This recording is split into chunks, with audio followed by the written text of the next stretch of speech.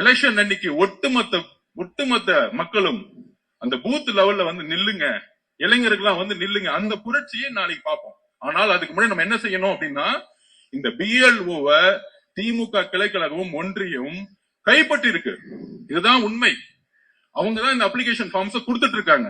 யாருக்கு கொடுக்கணும், யாருக்கு கொடுக்க கூடாது, இதை முடிவு பண்றது இன்னைக்கு திமுக. இது மிகப்பெரிய ஆபத்து. ஒன்றிய அரசு எஸ்ஐஆர் கொண்டு வந்து நம்ம கழுத்து நெரிக்கிறாங்கன்னா, திமுக இன்னைக்கு திமுகவுடைய கிளைக்கழகமும் ஒன்றியமும் சேர்ந்து இன்னைக்கு ஒட்டுமொத்த ஓட்டையுமே திமுகவோட ஓட்டு, திமுகவோட அனுதாபங்கள் மட்டும்தான் இன்னைக்கு அப்ளிகேஷன்ஸ் போயிட்டு இருக்கு. இதை எதிர்கட்சிகள் எல்லோரும் சேர்ந்து குரல் கொடுத்து 6,41,00,000 மட்டும் இல்ல, புது வாக்காளர்களுக்கும் கொண்டு போய் சேர்க்கணுங்கிறது நம்மளுடைய தலையாய கடமை. இதுதான் நம்ம வந்து நான் பதிவு பண்றேன். இதுல தலைவர் பேசின அந்த 9 நிமிஷம் வீடியோல இதுல என்னென்ன சிக்கல்கள், ஆன்லைன்ல என்னென்ன பிரச்சனை, நம்மளால ஆன்லைன்ல லாகின் பண்ண முடியல, ஒரே போன் நம்பர் இருக்கணுங்கிறாங்க. இந்த சிக்கல்கள் தலைவர் ஆல்ரெடி எல்லாமே பேசிட்டார்.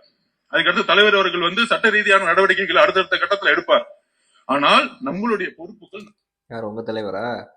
சூப்பரா எடுப்பார். ஏன்னா அவருக்கு வந்து 1 மாசம் கழிச்சு இந்த ஒரு வீடியோ, இப்ப அடுத்தது பாத்தீங்கன்னா இன்னும் 1 மாசம் தான், எஸ்ஆர் இன்னும் 1 மாசம் தான் டைம் கொடுத்துருக்கான், அதுக்குள்ள முடிக்கணும்னு இருக்கான்.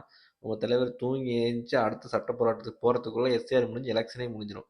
இதுல வந்து உங்க தலைவர் வந்து டப்புன்னு வேலை பார்ப்பாராம். இதை நம்ம வேற சொல்லிடாடி, இதெல்லாம் நம்ம முதலீடா இருக்கு.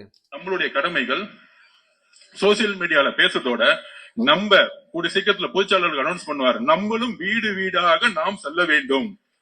கிளைக்கழகம் முதல் ஊராட்சி ஒன்றிய செயலாளர்கள், ஒன்றியம் முதல் வார்டு கவுன்சிலர் முதல் எல்லோரும் நம்மளும் போய் சொல்லணும்.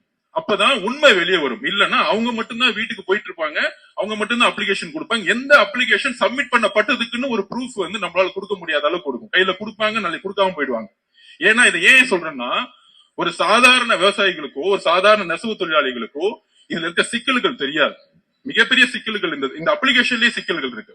சோ இதுக்காக நம்மளுடைய கட்சி வீட்டுக்கு நம்ம எப்படி வந்து முதல்வர் வேட்பாளர் ஒரு பிரச்சாரத்தை உருவாக்கணுமோ அதே மாதிரி ஒரு பிரச்சாரத்தை நாம் உடனடியாக உருவாக்கணும். வீடு செல்லணும், அப்ளிகேஷன் கொடுக்கப்பட்டதாங்கிறத பார்க்கணும்.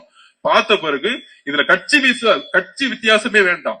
அது திமுகவா இருக்கட்டும், அதிமுகவா இருக்கட்டும், எந்த கட்சி வேணா இருக்கட்டும். ஆனால் நம்மளுடைய தலைவருடைய குறிக்கோள் என்ன தெரியுமா? இந்த எஸ்ஐஆரை பொறுத்த வரைக்கும் நமக்கு ஓட்டு போடுறாங்க, ஓட்டு போடல, தலைவருடைய ஒரு எண்ணம், ஒரு குறிக்கோள் என்ன, தமிழகத்தில் இருக்கக்கூடிய எல்லா மக்களும் 6,41,00,000 மற்றும் புதிய வாக்காளர்களுக்கு வாக்காளர் அட்டை கிடைக்க வேண்டும். இதுதான் தலைவருடைய குறிக்கோள். உங்க தலைவர் குறிக்கோள் இது. மற்ற தலைவர்கள் குறிக்கோள்ல என்ன, எவனும் கிடைக்க கூடாதுன்னு நினைக்கிறதா? எல்லாருக்கும் அதே குறிக்கோள் தான்டா. எல்லாருமே அதுக்காண்டி தான் போராடிட்டு இருக்காங்க. எல்லாருக்கும் அதனாலதான் ஓட்டுரிமை வேணும், ஓட்டு லிஸ்ட் வேணும்னு சொல்லிட்டு இருக்காங்க. ஏதோ உன் தலைவருக்கு மட்டும் அந்த குறிக்கோள் இருக்க மாதிரி சொல்லி